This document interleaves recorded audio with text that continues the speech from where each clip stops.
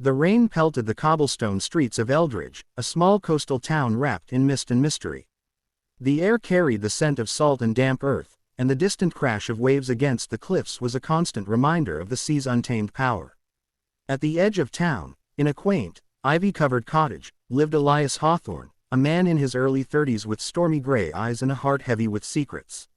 He was a writer, known for his hauntingly beautiful novels, but tonight, he wasn't weaving stories. Tonight, he was running. Elias stood in the dimly lit hallway of his home, his leather satchel slung over his shoulder, packed with just enough to disappear. A single lantern flickered on the wooden table, casting long shadows across the walls.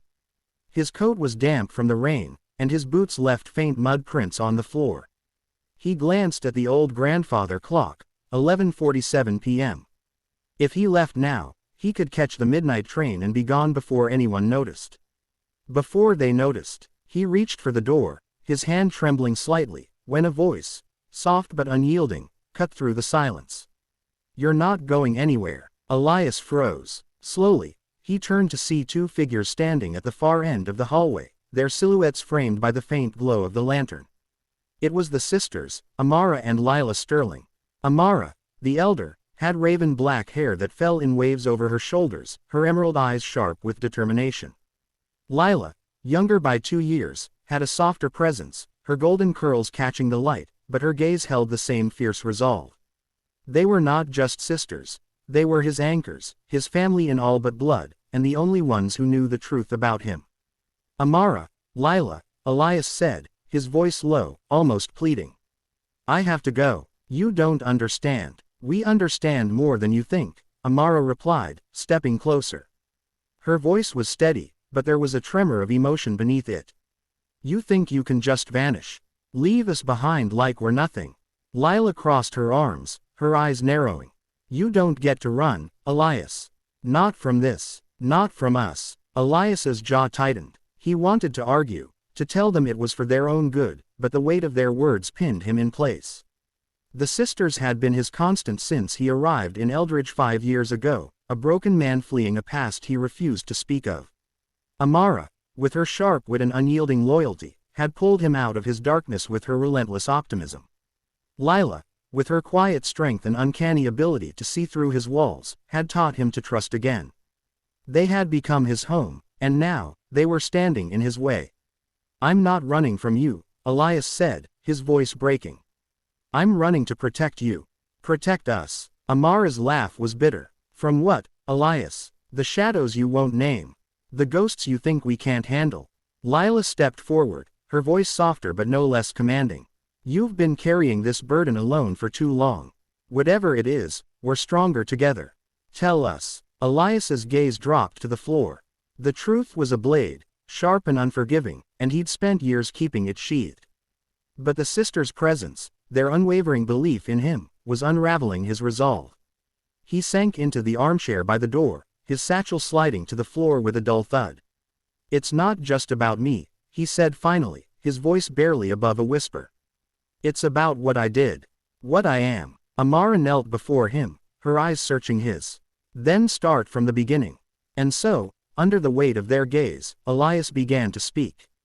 10 years ago, Elias had been someone else. Elias Kane, a name he'd buried deep. He'd been a scholar in the city of Veyroon, studying ancient texts in the Great Library, a place rumored to hold secrets older than time itself. It was there he'd uncovered a manuscript, bound in black leather and written in a language no one else could read. He'd spent months deciphering it, driven by curiosity and ambition, unaware of the cost. The manuscript spoke of a ritual, one that promised knowledge beyond human limits but demanded a price, a life tied to the shadows. "I was foolish," Elias said, his hands clenched into fists. "I thought I could control it. I performed the ritual, and it changed me. I saw things, visions of the past, the future, truths no one should know. But it came with a curse. The shadows follow me, Amara. They hunt me, and anyone close to me is in danger." Lila's eyes widened, but she didn't flinch. "So that's why you've been pulling away. The nightmares, the way you shut us out. I thought if I left, they'd follow me and leave you alone," Elias said. "I can't let them hurt you." Amara stood, her expression fierce. You don't get to decide that for us. We're not fragile, Elias. We've faced our own demons. You think we can't handle yours?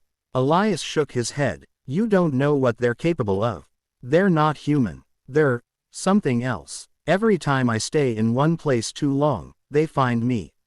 And when they do, people die. Lila reached out, placing a hand on his arm.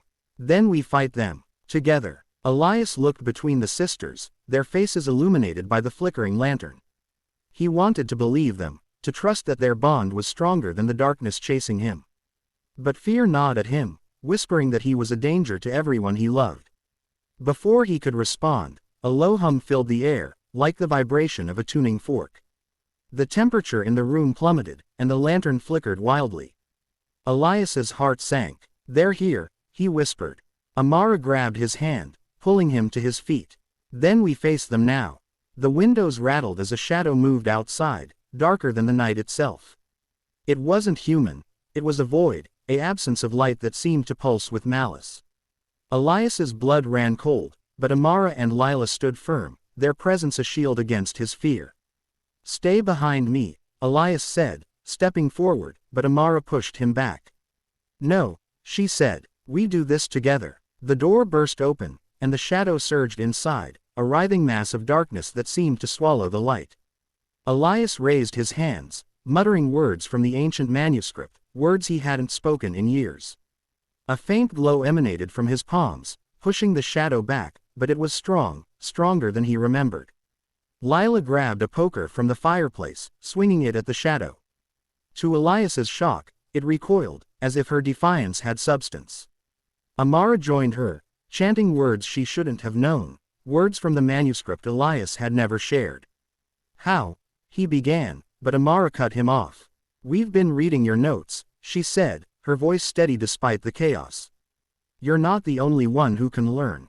Together, they fought. Elias wove the ancient words, his voice growing stronger with each syllable, while Amara and Lila stood at his side, their courage a beacon in the darkness. The shadow shrieked, a sound that clawed at their minds, but they held their ground.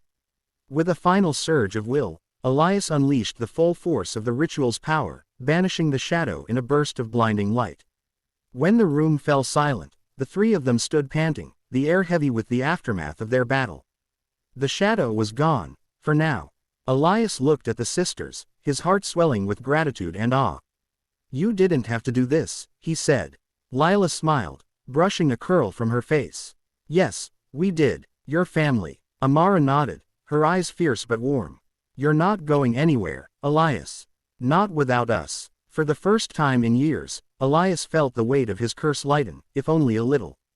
The shadows would return, he knew that, but with Amara and Lila by his side, he was no longer alone. They were his strength, his light, and together, they would face whatever came next.